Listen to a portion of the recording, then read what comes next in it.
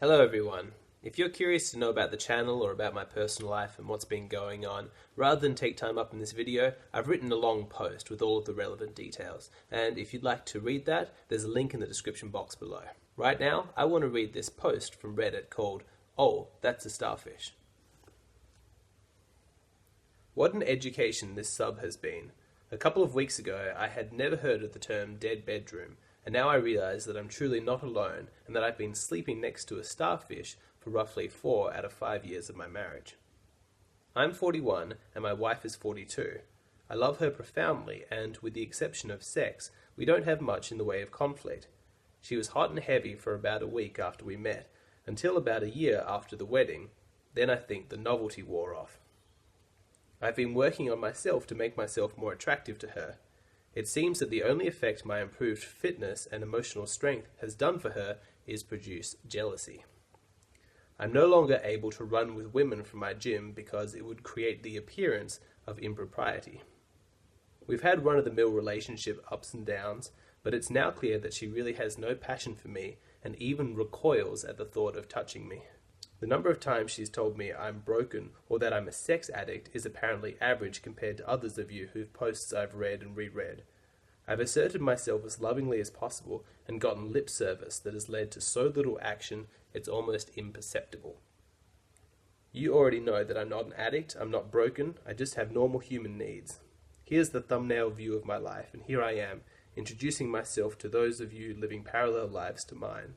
I'm hoping there's some kind of contentment in store for us. Until then, I'll take solace in reading all of your accounts in the pursuit of happiness. This is a short post, but there is a lot that I want to unpack here. So let's just take a short break and then we'll get into the analysis. To start with, for those of you who are unaware, the subreddit Dead Bedrooms is a fantastic place where people go online to share stories about what it's like to live in a sexless marriage, and they gain inspiration from each other's stories and advice on how to extricate themselves from those situations.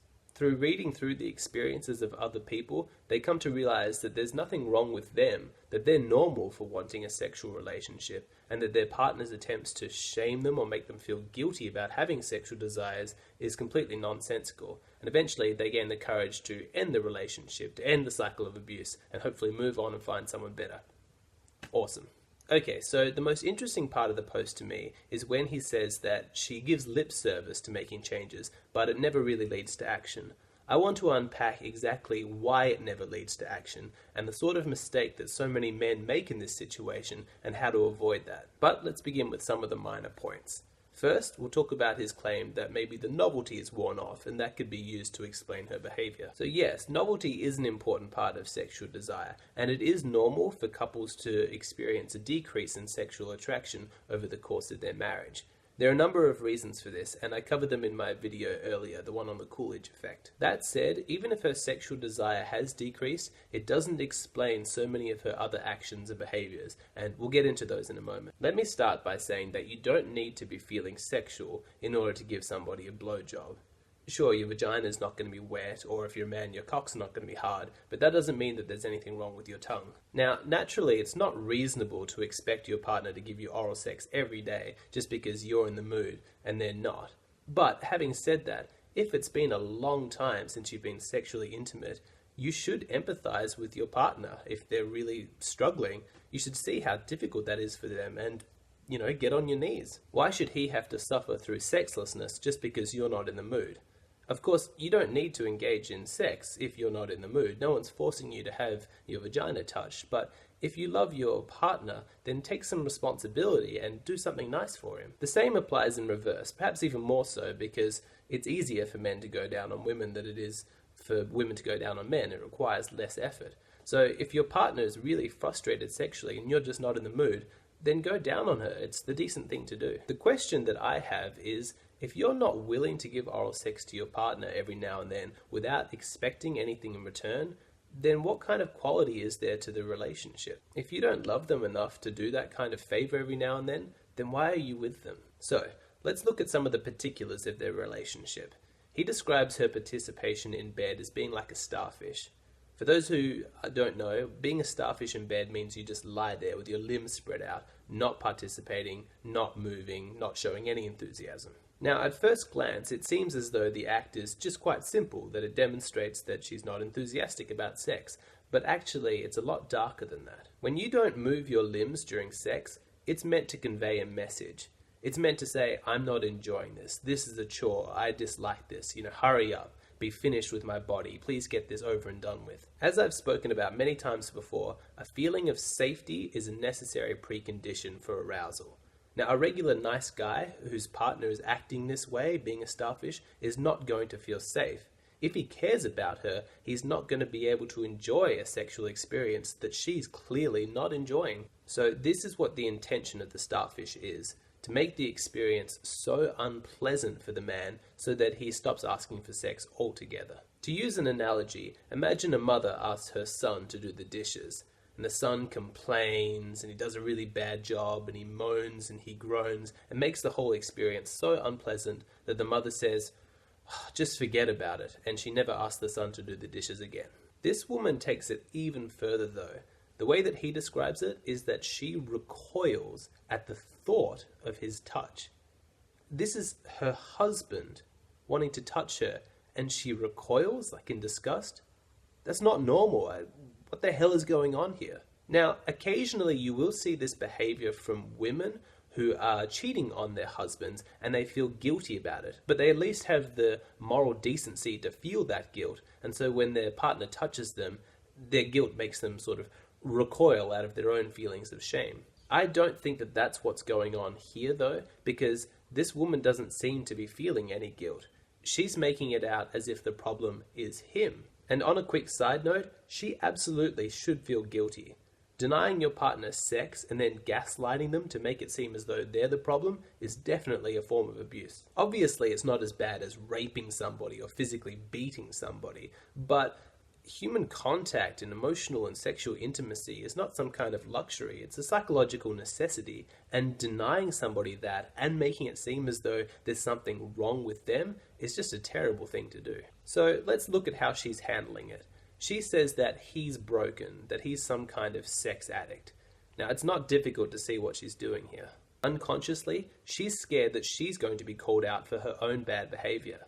She knows that she has no reasonable defense, and so to deflect attention away from herself, she goes on the attack. By making out that he's the problem, that he's some kind of creepy sex pervert who wants to commit the unthinkable act of being intimate with his own wife, she manages to not take responsibility for her own actions. Luckily, this guy's not falling for it anymore. He knows that he's a normal guy with normal desires and that he's not the problem. Now, let's look at the other thing that she's doing, which is denying him the right to jog with other women because it makes her feel insecure.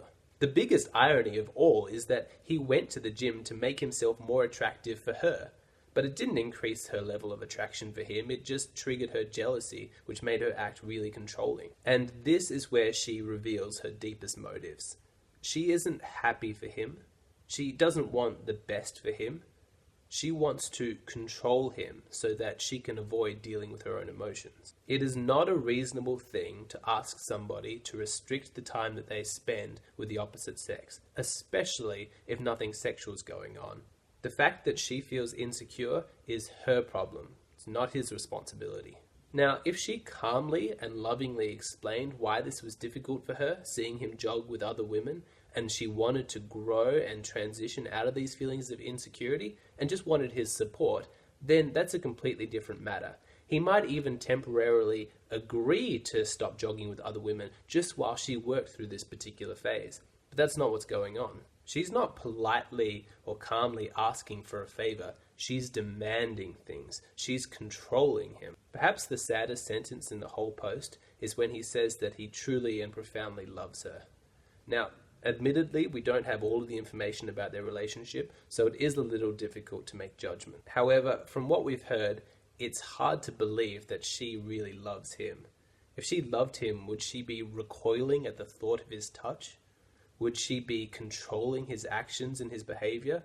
Would she be refusing to have sex with him and then calling him broken and a sex addict for wanting to just be intimate with her? I know I don't have enough information to really go on, but if I had to guess, I would say that this man believes that he loves her, probably because this relationship is the best that he's experienced in his life. That's perhaps the saddest thing of all, that people in our society are given so little in the form of love and affection that they mistake even the smallest crumbs of kindness and affection for genuine love, not realizing that they're settling for something small when there is so much more available, but that's being denied to them. My feeling is that if in the future this man was to be with a really high quality woman, a deeply intimate and beautiful relationship, that he would look back on his current relationship with this woman and, smack his forehead and think, what the hell was I thinking? That wasn't real love. How did I fool myself?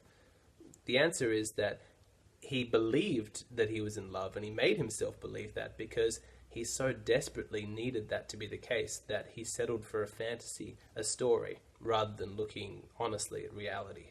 It's a story that we see again and again, where one partner is so desperate to be loved that they project all of these positive qualities onto their partner, and that if things aren't going well between them, they assume that it must be their fault, that somehow they're to blame. Luckily though, it seems as though the spell might finally be broken for this guy. So the last thing that I want to talk about is what this guy's actually done to try and change his situation. We'll take a short break and then we'll get into that.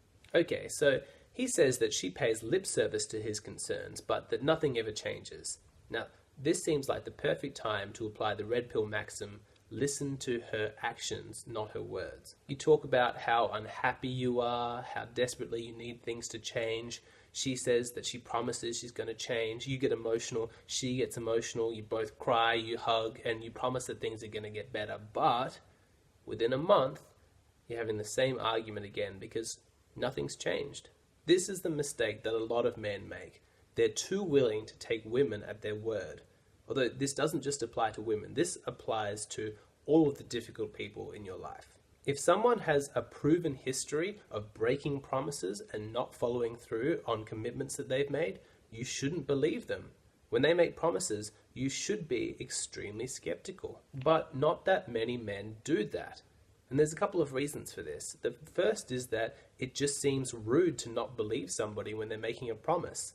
If someone says, I promise to make a change, and you say, well, I don't believe you, then the atmosphere is going to be tense and they might accuse you of being a jerk. The other reason is that so many men are desperate to believe that change is forthcoming that they willingly blind themselves and they turn away from any evidence that contradicts what they want to believe. You see this happen every time there's a new election, and people willingly blind themselves to all of the evidence of the politicians' past wrongdoings because they so desperately want to believe that things are finally going to change, things are going to get better, that they shield themselves from all of the evidence, and then they act surprised when the new guys get in power and nothing changes. This all happens because ultimately reality doesn't care about what you hope will happen. If you want to predict the behavior of somebody in the future, don't look at what they're promising now, look at how they've behaved in the past. This is how he should treat his partner in this situation. It doesn't matter if she's tearful and she's making promises, he shouldn't just believe her. He could say, I hear that you're wanting to make changes and I hear that you're making promises, but I don't believe you. My trust has been too compromised by your broken promises in the past. I want to trust you again, but at this stage, my trust can only be rebuilt by actions. If I see you following through on your promises by concrete actions, then yes, I will start to trust you again. But until I see that, I need to remain skeptical because I need to protect myself from feeling disappointed. If he was to say this to her, it would blow her mind because she's probably used to people just believing her and taking her at her word. But there are consequences to breaking promises. It means that your trust is reduced, and responding in this way is a completely legitimate way of handling the situation, keeping in mind the reality of her past behaviors. If you're a nice person and you keep getting taken advantage of by somebody who knows that you're going to believe them when they lie to you, then you need to stop being such a nice guy. You need to wisen up to the manipulations and tricks that these terrible people pull. You need to say, no, I'm not going to automatically believe you. I need to see change in behavior before my trust is re-earned. So, how will she handle this? It could really go one of two ways. Here's the good way. If she says, I completely understand why you feel this way. I've broken many promises I've made in the past and I've let you down. I understand why your trust is compromised in me. I am committed to re-winning your trust. I am going to change my behavior, and I don't expect you to trust me again until I've proved to you through my actions that you can trust my words. If she responds that way, you're looking good. It shows that she's got some awareness, some integrity. Just sit and watch, see how things do change, but I'd say you're looking on the right track. Now, let's look at how she might negatively react to the situation. If she gets angry at you for not trusting her automatically, starts getting, insulting and saying that there's something wrong with you for not taking her at her word, then that's a huge red flag. It shows that she's not taking responsibility for her behavior. It shows that she doesn't have an awareness of why you're skeptical about her promises.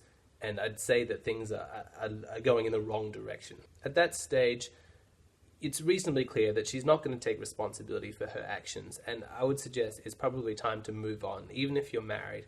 And you need to find a higher quality woman, someone who has more integrity and more self-awareness. Now, let's return to our example of if she handles that conversation well. Just remember, though, that her promises aren't the end of it. You need to stay strong, stay skeptical, sit and watch her behavior. You need to be okay with the atmosphere in your relationship being tense, because it is tense. She's made it tense, she's broken promises. She's let you down in the past. So you can't just jump right back into everything's okay now because she's made these promises. That's not the point. You need to hold back. You need to let things be uncomfortable, because that discomfort that's in the relationship, that's the negative feeling that's going to provide her with the motivation she needs to really follow through in these actions. If you're just giving her the everything's good, this is all great, then what motivation is there for her to change?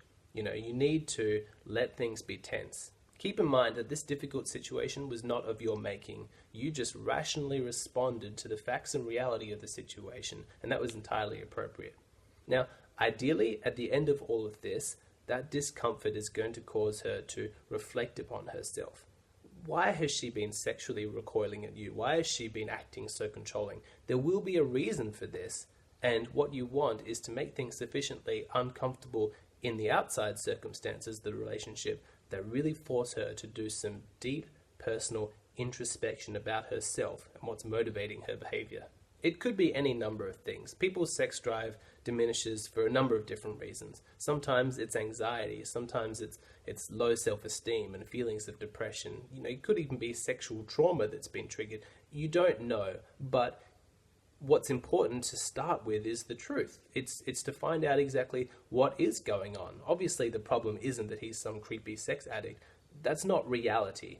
And if you're going to have a functional relationship with somebody, it needs to be on a solid foundation of reality. So hopefully you can get her to open up, you can get her to talk, because once you know what's going on, then you can sort it out, then you can deal with it. You can deal with it together. You can be a support for her.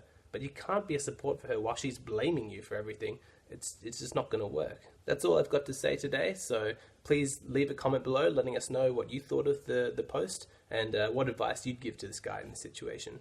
Make sure you subscribe to the channel and give this video a big thumbs up. That would be fantastic. Just a reminder, if you want to know what's going on with the channel and some of the changes that are coming up, check out the post that I've got. There's a link in the description box below. Just click that. It's got all the information that you need. I want to thank you so much for watching, and I'll catch you again next time.